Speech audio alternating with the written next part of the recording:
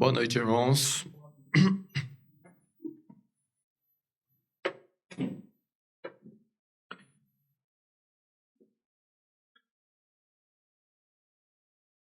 A gente cantou aquele hino, esse último hino, né, que fala que um clamor, né, pessoa passando por uma tribulação, provavelmente, quem escreveu o hino naquele momento, e necessitando de uma paz que só Deus pode dar, e tem muito a ver com a relação da própria pessoa com Cristo, né? Quando nós estamos tristes por uma outra razão, que também, semelhantemente, nós possamos buscar refúgio ao lado de Jesus Cristo, que é o que fez a pessoa do hino, né? Triste, procuro refúgio a teu lado. E uma coisa que me chamou atenção também, chama atenção nele, é que a percepção de que ele estava, ele ou ela, não percebe atenção no autor, perecendo longe da cruz, né? Mas a pessoa fez o que é devido. Ele clamou. Eu em clamar insisto. Então, irmãos, é uma coisa muito importante que nós sempre, para nossa continuidade, que nós sejamos sempre perceptíveis quando estamos caindo na nossa carreira espiritual, estamos saindo fora do trilho, saindo fora e clamarmos a tempo de poder achar. Clamar enquanto Deus está perto, enquanto ainda é fácil voltar. Porque às vezes, se a gente cai em terrenos muito escorregadios, íngremes, não é tão fácil escalar e voltar. Nós temos que estar muito percebido, porque o mal que em nós habita, ele é contínuo. E Satanás também é contínuo. O mal não dormita. O inimigo não cansa. E a gente tem que estar sempre velando, né? Jesus chamou seus apóstolos para velar com ele naquele momento de angústia, e eles, carregados de tristeza e também de desgaste físico, acabaram dormindo, né? O interessante ali, irmãos, é que Jesus não estava menos desgastado do que eles, mas ele não dormiu. Ele era homem, ele estava com sono, ele estava cansado, ele estava desgastado. Se os discípulos estavam tristes, Jesus suou gotas de sangue. No entanto, ele não dormiu. Ele foi buscar ao Senhor. Ele foi buscar ao Pai em oração, naquele momento de angústia. Então, é o mesmo que o ensino do hino. Nós devemos clamar. Quando a tristeza chegar, clame ao Senhor, irmãos, porque Ele está pronto a nos socorrer. Amém? Ele não vai deixar de estender a sua mão e pegar antes de nós nos afogarmos, como Ele fez com seu servo Pedro. Senhor, socorre-me. E Jesus o segurou. Vamos abrir nossa Bíblia, irmão, lá em Josué, no capítulo 24.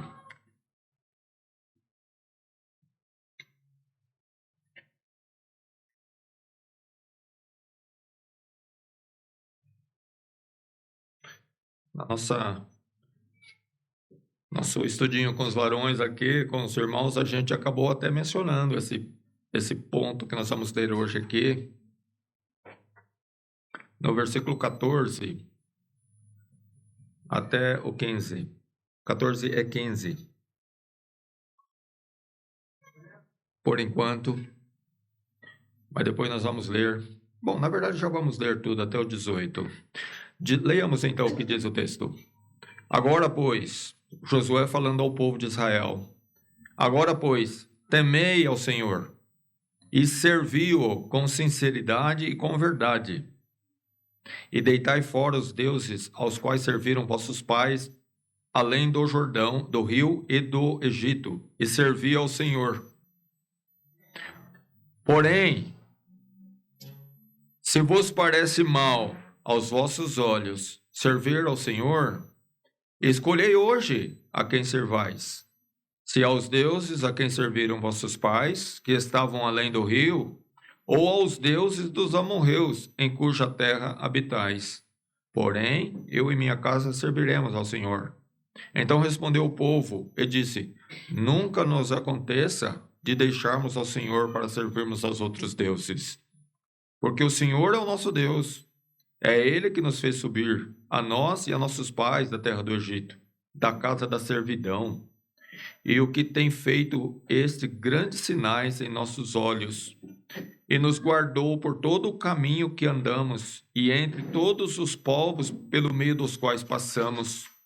E o Senhor expulsou diante de nós a todos esses povos, até o amorreu, morador da terra. Também nós serviremos ao Senhor, porquanto é nosso Deus. Vamos orar. Obrigado, meu Deus, pela tua palavra, Senhor, que está aqui na nossa frente, na frente da tua igreja. E que cada um de nós, Senhor, possamos atentar para ela, colher, Pai, do seu ensino, daquilo que o Senhor nos orienta, nos instrui por meio do seu Espírito, e que possamos crer nela de todo o coração e aplicar ela em nossa vida, naquilo que devemos aplicá-la. Pai Santo, seja com teu povo, seja com essa igreja. Ajuda-nos a edificar, de maneira que ela seja edificada, Senhor, de maneira que nós andemos na tua presença. Que uma edificação seja sólida, firme, e que não venha, Pai, a sofrer diante das tempestades provocadas pelo pecado, por Satanás e por todo o mal que habita nesse mundo. Senhor, vela por cada um de teu povo, vela por cada um dos membros dessa igreja, vela pelo teu servo pastor, sua família, seu ministério, e que todos nós, Pai, possamos ser constantes, contínuas, como a mensagem desta passagem, em servir ao Senhor. E assim seja, Pai, nós oramos em nome de Jesus Cristo. Amém.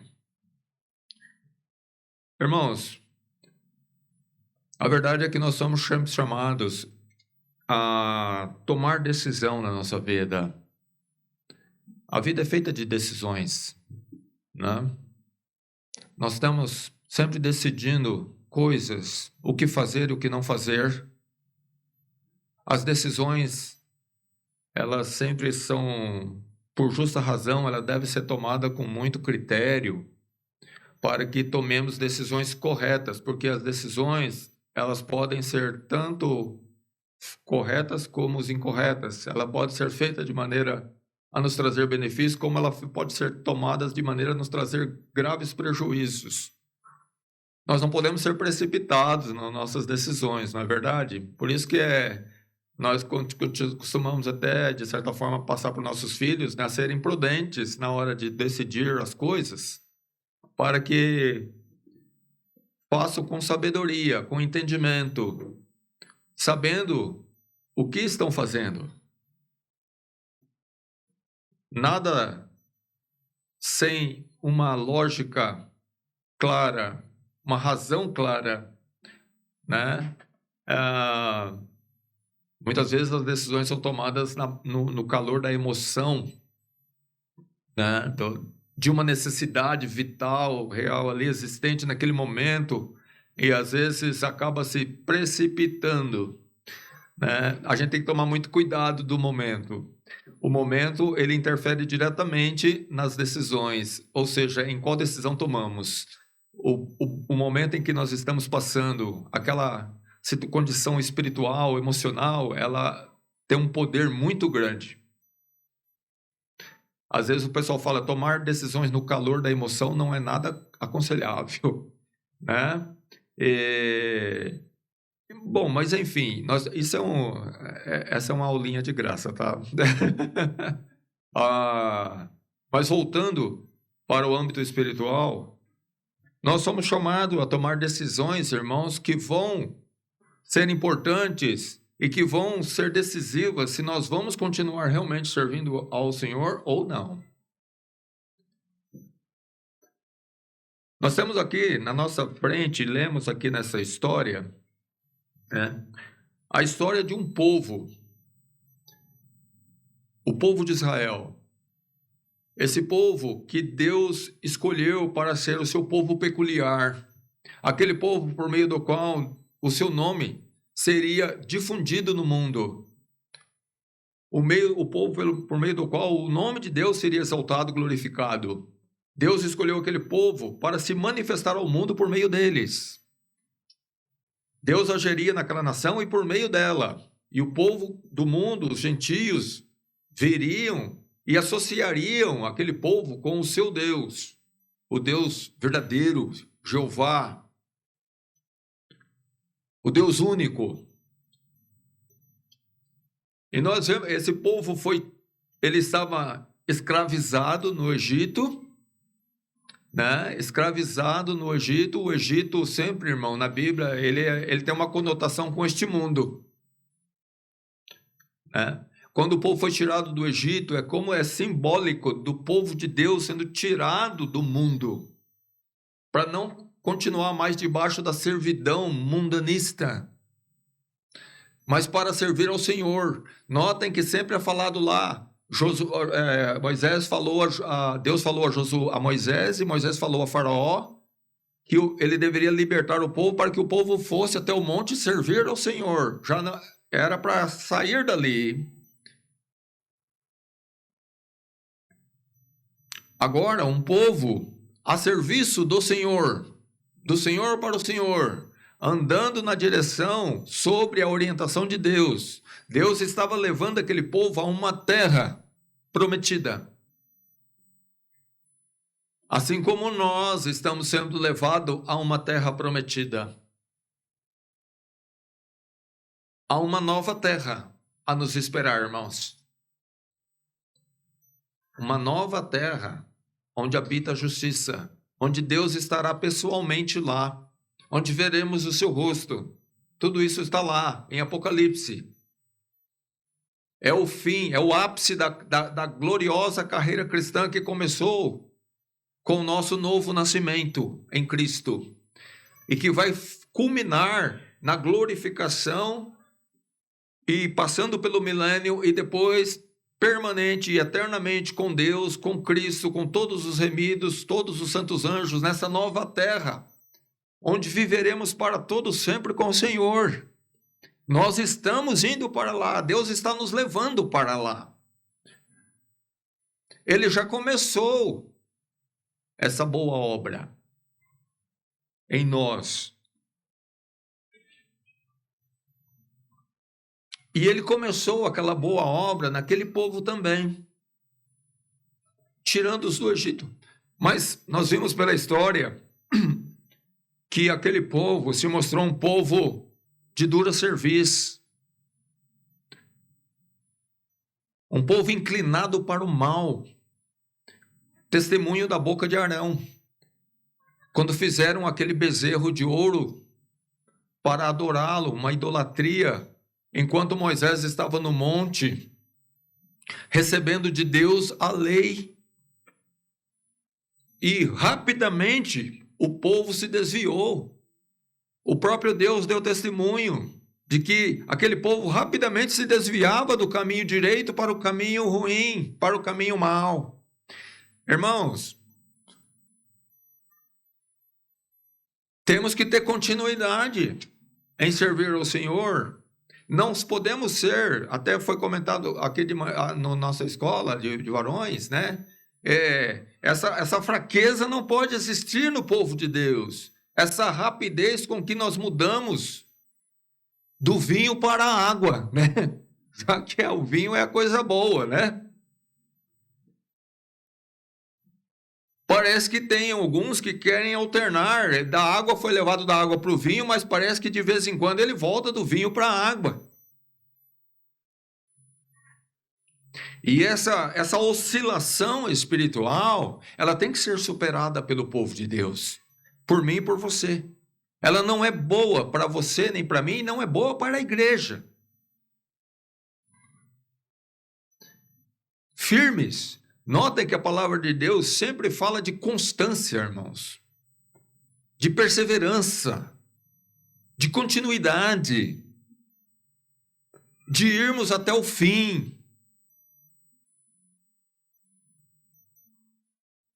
Porque essa é a vontade de Deus. É Deus que opera, Deus opera assim. Jesus lá no final da sua vida, né, ele intercede pelos seus discípulos e ele fala que aqueles que ele escolheu, ele amou e amou até o fim. Quer dizer, Jesus não deixou os seus discípulos pelo meio do caminho no que diz respeito a seu amor. Ele continuou e continuou, mesmo diante das fraquezas dos seus discípulos, dos fracassos espirituais, falta de fé, ele continuou amando.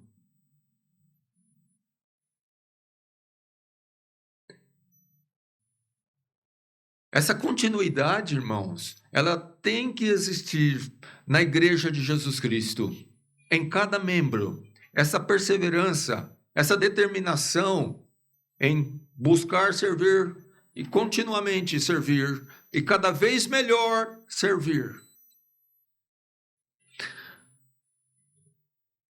Mas o povo de Israel não foi assim. Eles se mostraram um povo titubeante, um povo fracassado na sua fidelidade a Deus.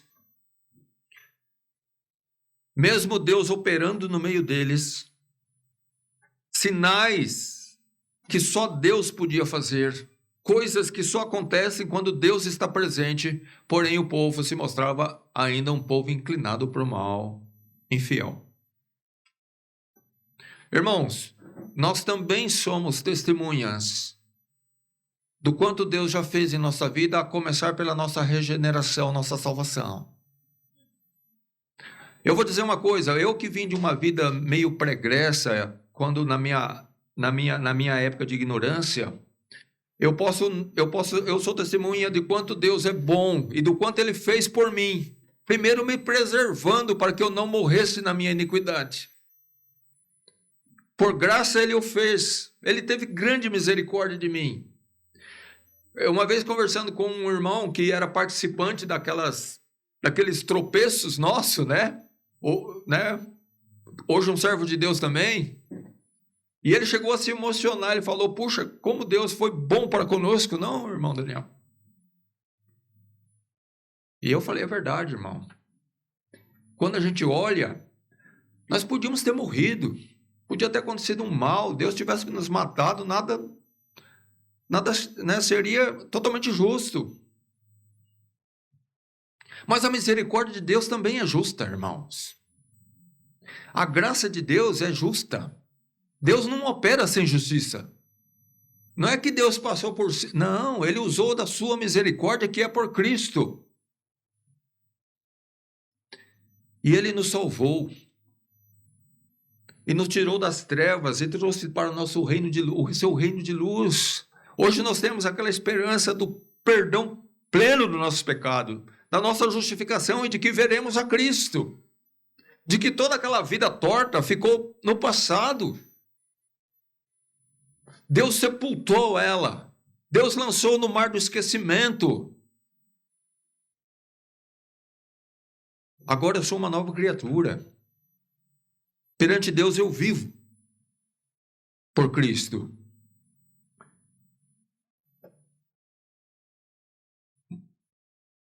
Mas, irmãos, cada um aqui poderia dar testemunho do quanto Deus lhe fez por ti.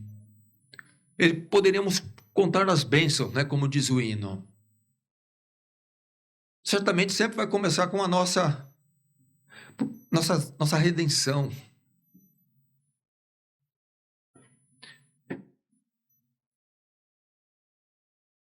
Mas aquele povo foi desobediente. E Deus não se teve prazer neles. De maneira que eles não entraram na terra. Eles ficaram pelo meio do caminho. Exceto Josué e Calebe. Por que Josué e Calebe? Porque eles perseveraram em continuar crendo em Deus. Eles foram dois dos que foram lá na terra espiar. Eles viram que lá realmente havia gigante. Os filhos de Anak estavam lá. Homens guerreiros, olhando para o físico deles e para o porte, era para falar, nós não temos a mínima chance contra esse povo. Olha o tamanho deles. Como eles disseram, nós somos que nem gafanhotos perto deles. Eles eram gigantes. Mas aqueles homens, irmãos, continuaram crendo no seu Deus.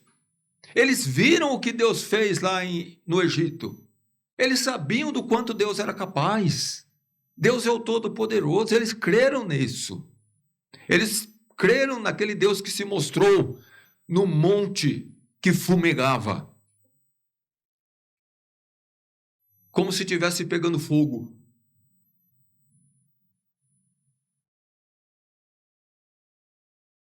As maravilhas de Deus foram cridas por Josué e por Calebe. Eles não temeram os homens. Eles temiam a Deus. Diferentemente daquele povo ímpio, que é uma característica do ímpio. Ele teme as circunstâncias, ele teme os homens, muito mais do que eles temem a Deus. É muito diferente do cristão. Existe uma inversão aí entre o cristão. O cristão teme a Deus sobre todas as coisas. O ímpio, ele teme a circunstância, ele teme o homem, ele não teme a Deus.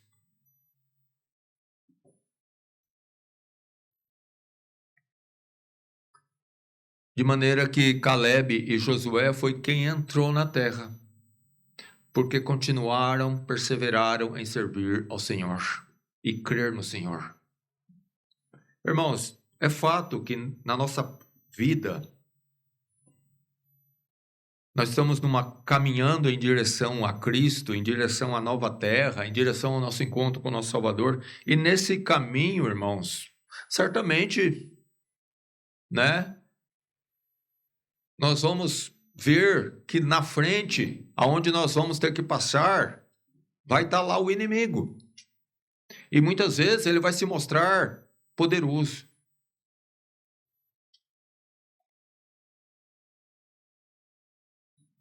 Mas quem está conosco, irmãos? Quem está conosco, ele não é meramente poderoso. Ele é o Todo-Poderoso, não é? Se nós não crermos assim, irmão, então nós não cremos no mesmo Deus. Ou melhor, nós não cremos no Deus da Bíblia, porque o Deus da Bíblia, o nosso Deus, irmãos, que é o nosso Deus, o nosso Senhor, o nosso Salvador, ele é o Todo-Poderoso. Jesus Cristo é o Todo-Poderoso. Leia lá em Apocalipse no capítulo 1. Você vai ver lá falando de Deus e do Filho como sendo o Todo-Poderoso. Aquele que está conosco, irmão, aquele que morreu e ressuscitou, aquele que é o nosso advogado, o nosso intercessor, ele é o Deus Todo-Poderoso, ele é o Deus que tudo pode. Ele é aquele por quem foi feita todas as coisas, e todas as coisas não foram feitas se não fosse por ele. Ele é sobre tudo e sobre todos. Ele é que tem um nome sobre todo nome. Não existe ninguém que é maior do que Jesus Cristo. Não existe condição maior do que a dele, que ele não possa resolver. Ele é o Senhor.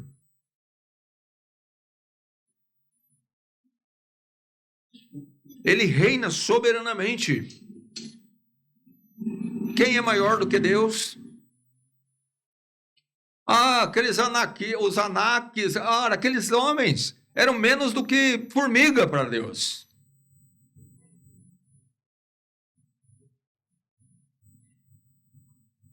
E Deus, de fato, mostrou isso depois, quando eles conquistaram uma terra.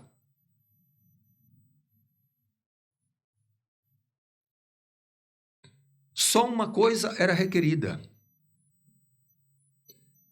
fidelidade. Enquanto o povo se mostrasse fiel, Deus estaria desterrando os inimigos. O povo só teve uma queda durante o percurso em que Josué introduzia o povo na terra para receber herança. E esta queda, esse fracasso, se deu por conta de pecado. E nota, irmãos, ali, no caso de Acã, que não era um pecadão escancarado, não, aquele pecado grosseiro, né, conhecido de todo mundo, era um pecado oculto. De fato, a princípio, além do Acã e a sua família, só Deus sabia.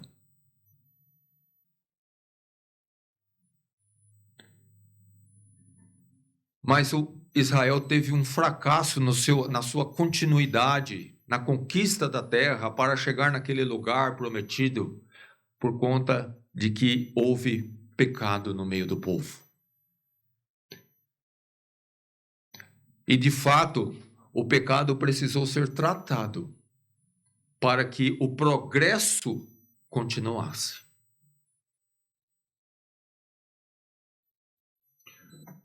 E isso, irmãos, é uma lição para nós. Na nossa carreira cristã, a nossa continuidade.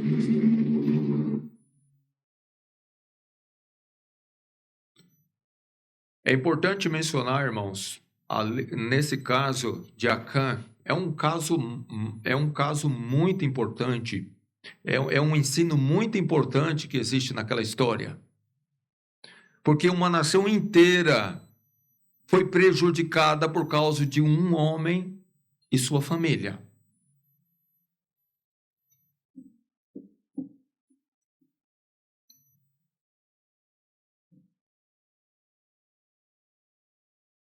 De maneira, irmãos, que nós temos que ter esse mesmo entendimento de que o meu pecado, o seu pecado, se ele existe e ele não foi confessado a Deus e não foi deixado, ele está prejudicando uma igreja inteira. Essa é a verdade e não existe outra.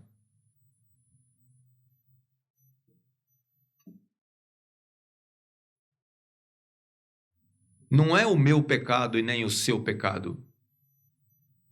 É o pecado da igreja.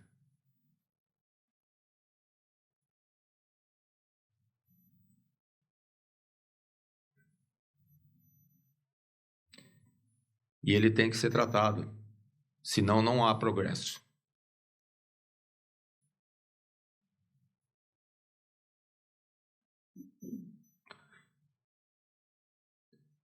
Mas Josué, irmão, introduziu o povo de Israel na terra prometida.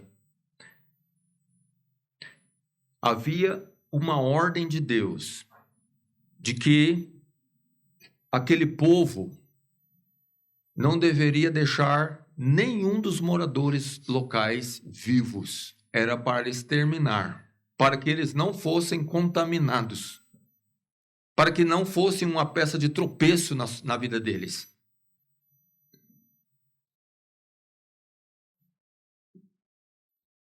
Porque, irmão, não tem consenso, não tem alinhamento o ímpio com o cristão.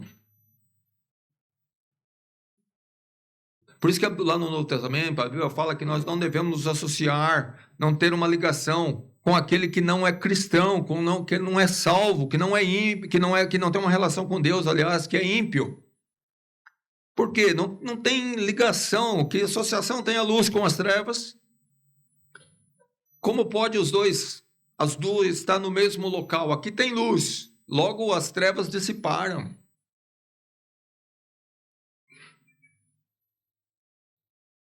Aquele povo era um povo idólatra. Israel deveria se manter puro, servindo ao Senhor. Era para exterminar, não fizeram. Eles fizeram sim, numa boa parte, numa boa proporção, mas não completamente. E novamente, irmãos, nós temos outra vez ensino nosso nessa história. Para nós nessa história. A palavra de Deus, irmãos, ela tem que ser obedecida na íntegra.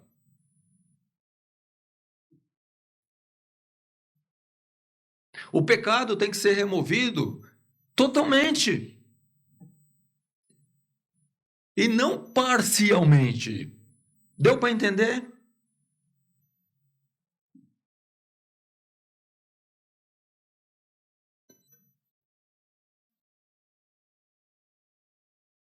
Me vem na mente agora aquela história de Saul. Eu creio que os irmãos estão familiarizados com ela. Lembra de Saul? Saul foi o primeiro rei de Israel, né? Que antecedeu Davi. Foi um mau rei, porque ele não era fiel ao Senhor. Não é que Deus tinha preferências. A verdade é que Davi era um homem segundo o coração de Deus. E Saul não. O Saul, Samuel falou para ele, Saul, vai lá e destrói completamente os amalequitas. Deus se lembrou do que eles fizeram lá no passado e resolveu requerer agora. É para matar todos, não deixa nenhum. Aniquila. É justo. Vem de Deus. É para acabar. O Saul foi lá, matou, enfim, matou muita gente dos amalequitas, mas poupou o gado. Mas não era para poupar o gado. Poupou o Amaleque, o rei, mas não era para poupar o Amaleque.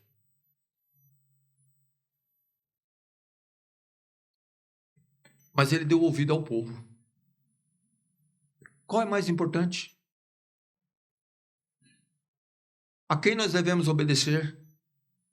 O povo ou a Deus? Quem é o nosso Senhor, afinal de contas? É o Senhor ou é minha mulher? É o Senhor ou é meu irmão? É o Senhor ou é o meu pai e minha mãe? É o Senhor ou é quem quer que seja? Tem que ser o Senhor. Quem é que mantenha Saul no reino? Quem é que pegou Saul e colocou ele como rei? Quem escolheu ele não foi Deus. Porém, ele poupou o gado, poupou o Amaleque. E ele foi reprovado ali. Samuel já chegou e falou, mas que ouvido, que mugido de gado é esse que eu estou ouvindo?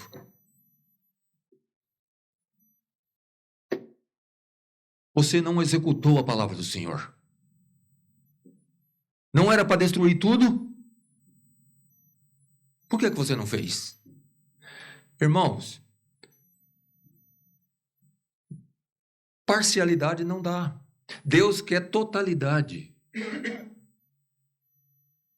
Quando ele chega para Abraão, ele fala, Abraão, ser perfeito na minha presença. Anda na minha presença e ser perfeito. Completo. Pleno. Não seja parcial. Não seja mais ou menos. Veja na história dos reis, irmãos. Nós até comentou aqui.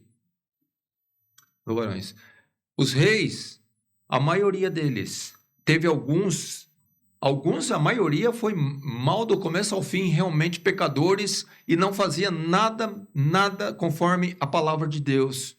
Mas teve aqueles que teve boas intenções em fazer a vontade de Deus, mas eles iam até um certo ponto, mas não iam em tudo que deveriam ir. Eles não iam até onde deveriam ir.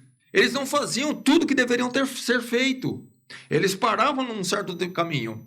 Até onde a coisa não pegava pesado, eles iam. Mas quando era aquilo que realmente ia causar problema, ali eles não mexiam.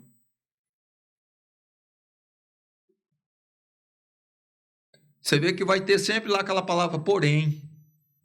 Porém, o povo ainda sacrificava nos altos.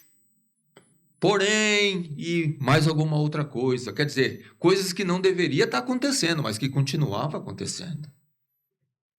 Irmãos, a palavra de Deus é muito clara. Deus quer que nós o sirvamos de maneira íntegra, completa. Veja o testemunho que Deus deu de Jó. Olha, meu servo Jó, homem íntegro.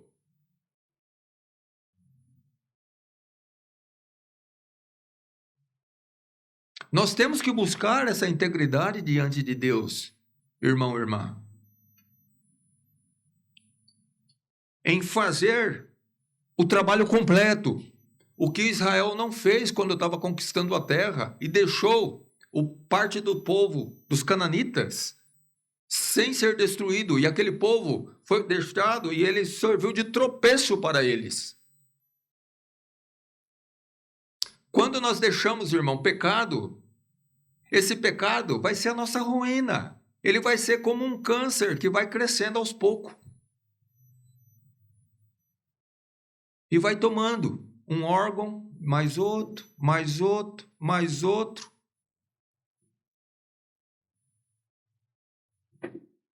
Até que não tem mais cura. Nós não podemos deixar. Temos que ter essa integridade que o povo não teve. Josué, sim, era um homem íntegro, né? E já aqui na velhice, já chegando ao final da vida, irmãos, ele chama o povo a uma aliança, a um compromisso. Ele chama o povo à verdade. Fala, olha, ele reuniu todo mundo.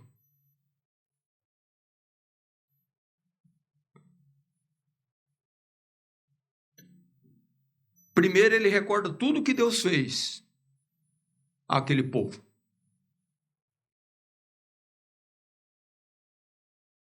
Nós podemos recordar aqui, irmãos, muita coisa de que Deus já fez por nós.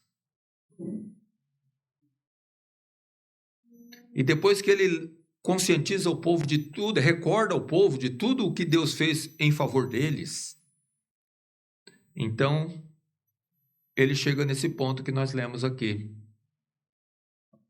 que diz, agora, pois, temei ao Senhor e servi-o com sinceridade e com verdade. E deitai fora os deuses a quais serviram vossos pais, além do rio e no Egito, e servi ao Senhor. Ele chama uma verdadeira espiritualidade, irmão, um verdadeiro cristianismo, vamos colocar assim. Veja o que Deus nos fez até aqui, povo. Então, povo meu, vamos continuar servindo ao Senhor, vamos servir somente ao Senhor. E servir ao Senhor, irmãos, significa tomar atitudes. Quando você falar para servir somente ao Senhor, significa tomar atitudes em relação àquilo que está sendo contra esse propósito. O povo tinha no meio dele deuses. Alguns dos povos carregavam imagens que vinha sendo trazido desde lá do Egito. E ele fala aqui, deitai fora os deuses aos quais serviram vossos pais além do rio e no Egito. Deitai fora, quer dizer, tire fora essas coisas.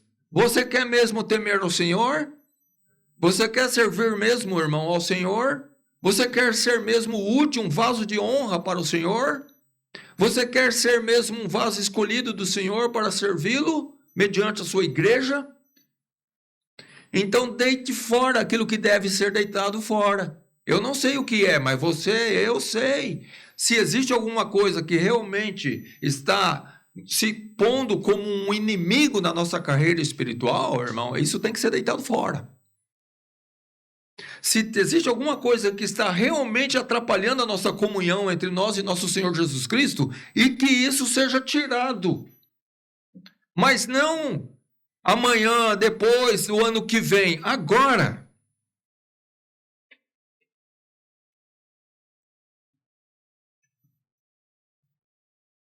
A gente não deixa, irmão, por favor, entenda isso. Não podemos deixar para tratar pecado amanhã ou a semana que vem. Ou como costume no meio nosso, no dia da ceia. O dia da ceia virou um verdadeiro dia do confissório. Mas por quê? É o dia da ceia, um dia... Deus é mais santo no dia da ceia do que ele é nos outros dias? Ele é mais rigoroso no dia da ceia do que ele é nos outros dias? Ele é mais santo lá, mais justo no dia da ceia do que ele é nos outros dias? Por que a gente espera até o dia da ceia?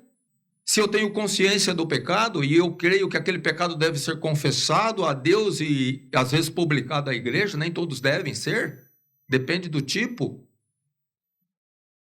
Por que esperar até a ceia?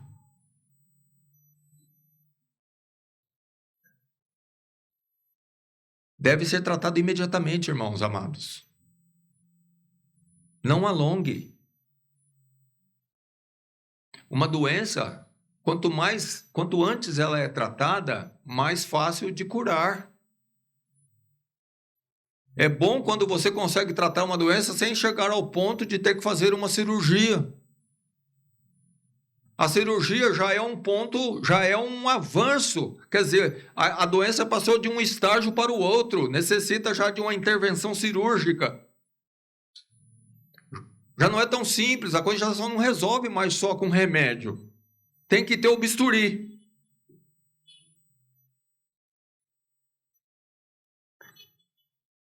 Eu estou apenas contando uma analogia, irmãos, de que a mesma coisa pode acontecer com a nossa saúde espiritual.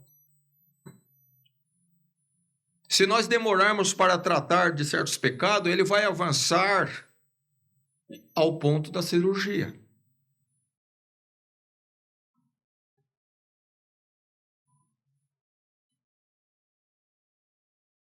Então, por isso que Josué chama o povo a servir ao Senhor com duas qualidades: sinceridade, primariamente. Nada de falsidade, nada de hipocrisia, nada de mentira, nada de faz de conta, nada de meias verdades. Sinceridade e verdade. Em sinceridade de coração e conforme toda a instrução da palavra de Deus, é isso que Deus quer de nós e que assim seja. A palavra de Deus, irmãos, é a verdade. Jesus, na sua oração sacerdotal intercessória, João 17, que já era escrita de muitos púlpitos, a tua palavra, santifica-os na verdade, a tua palavra é a verdade.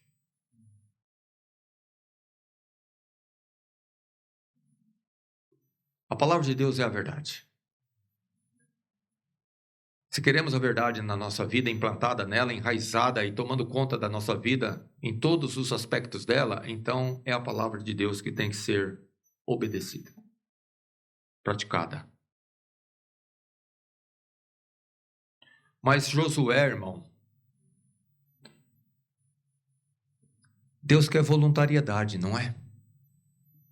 Deus quer o povo servindo a Ele de todo o coração, voluntário, um desejo esse, lógico, produzido pelo seu espírito, mas um desejo voluntário. Davi roga a Deus no seu Salmo 51, Salmo de confissão de pecados, ele diz: sustém-me, Senhor, com um espírito voluntário. Não é aos empurrão, não é alguém tendo que segurar o tempo todo, né? Hoje na tarde nós falamos com os varões, né? Do rei Joás, que onde o Joiada, né? O sacerdote, o homem fiel realmente, é que segurava ele. O dia que o Joiada morreu, a espiritualidade do Joás morreu junto com ele. E ele se tornou um homem ímpio. Porque, na verdade, ele nunca foi um homem santo. A impiedade dele apenas estava refreada pela presença do Joiada. A luz era mais forte do que as trevas. A luz do Joiada era mais forte do que as trevas do Joás. E as trevas esteve impotente enquanto aquela luz brilhava, mas a luz saiu, as trevas ganhou força.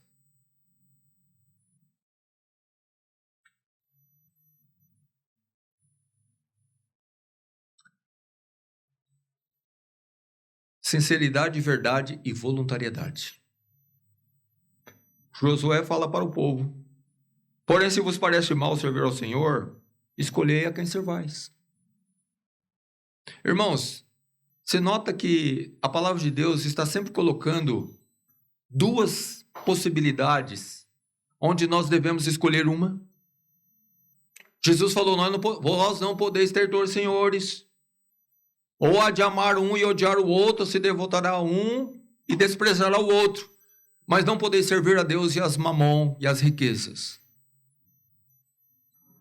Então eu tenho que ter uma escolha. Não existe um meio.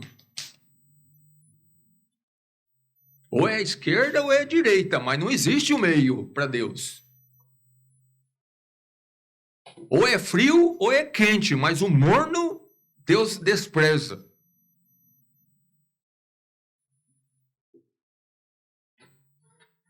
Elias também chegou para o povo e fez a mesma coisa.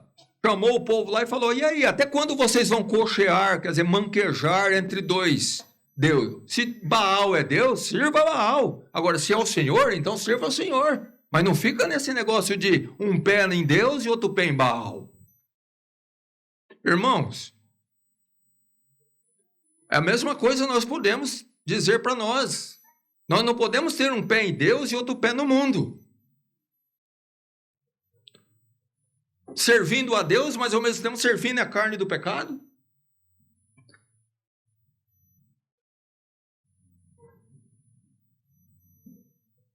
Pregando a ideologia cristã, mas vivendo a ideologia mundanista?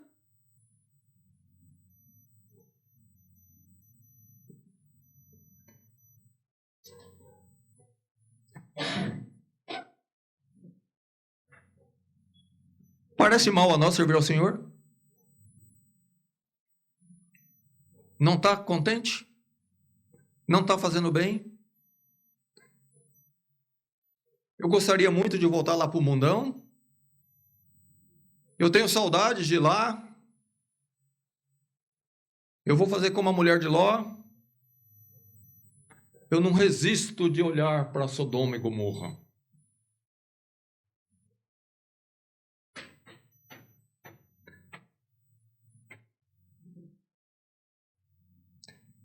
Escolher a quem servais. É importante essa coisa. Josué, irmão, chamou o povo à razão. Vocês são de Deus mesmo? Vocês dizem que são de Deus. Vocês são de Deus mesmo? Vocês têm que escolher. E quando fala escolher, irmão, era muito mais do que simplesmente falar com a boca.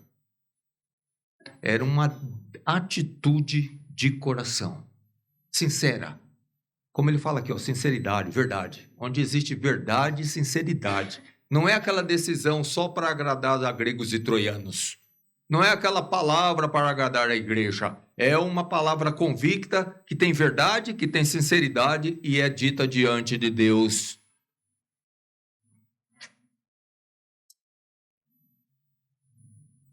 E ele diz: olha, se vos parece mal servir ao Senhor, escolher quem se vai. Porém, eu e minha casa vamos servir ao Senhor. Irmãos, uma penúltima verdade aqui nessa mensagem que eu quero salientar é que a nossa decisão, ela é pessoal. Mesmo que o da sua direita e o da sua esquerda decida não continuar servindo ao Senhor, você e sua casa têm que continuar servindo ao Senhor. Mesmo que o da frente e o de trás deixe de servir ao Senhor, você e sua casa têm que continuar servindo ao Senhor.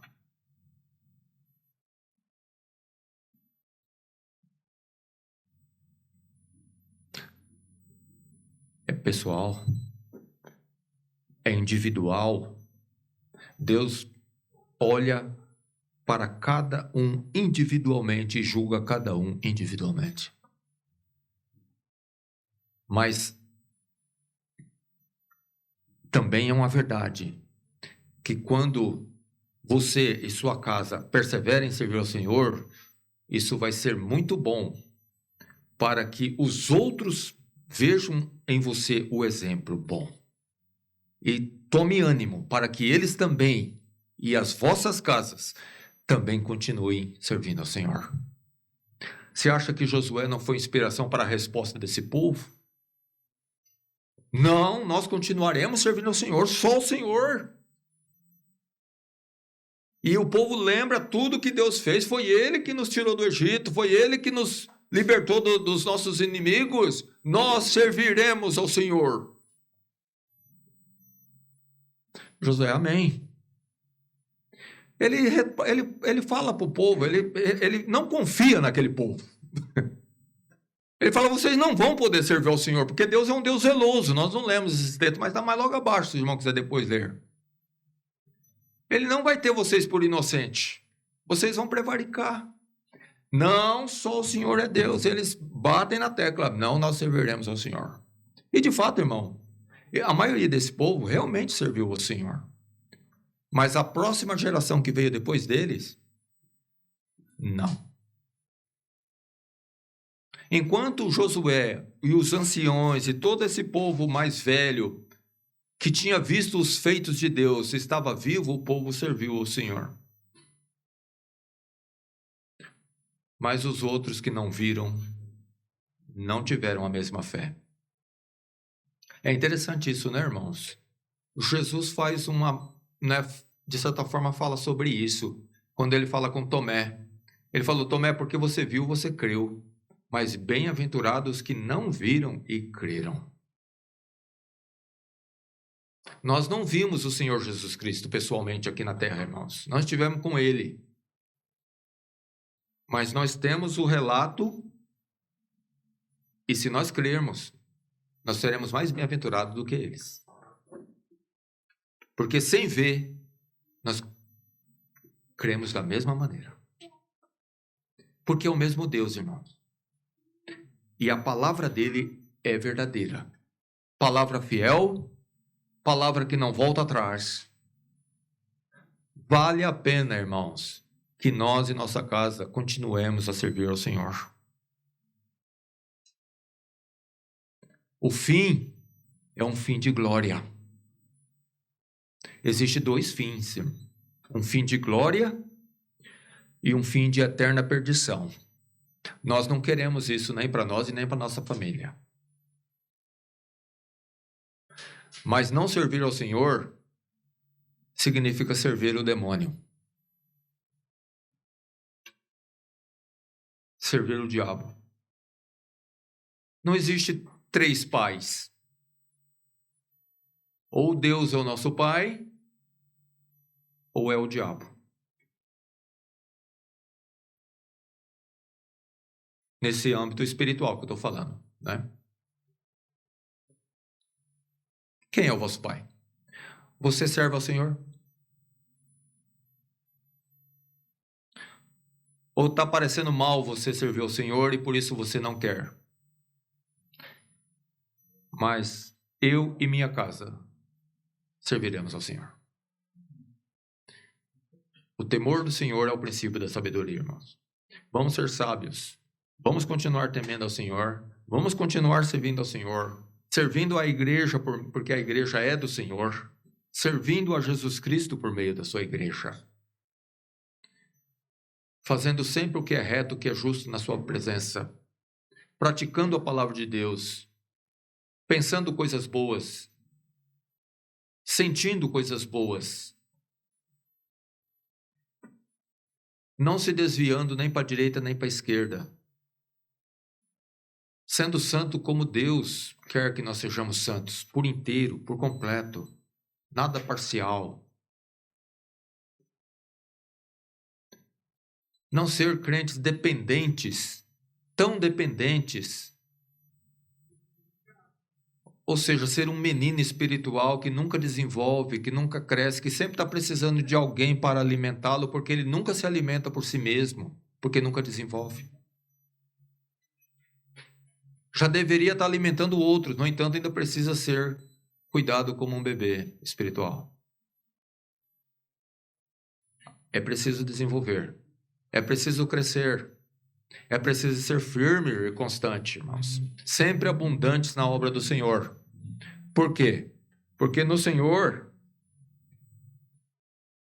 nosso trabalho não é vão. Nossa carreira no Senhor não é vão. Veja o que diz Paulo. Combati o bom combate. Foi mencionado hoje aqui, não lembro mais por qual irmão, mas sei que foi mencionado. Acabei a carreira, guardei a fé. A coroa da justiça me está guardada. Irmão, Josué, Caleb, a coroa da justiça está guardada para eles. A Canaã celestial está esperando por eles. E está esperando por nós também. Então, irmãos, que nós sejamos como ele, amém? Daqueles que perseveram, daqueles que continuam, daqueles que vão até o fim. E que assim seja mesmo. Amém? Vamos orar?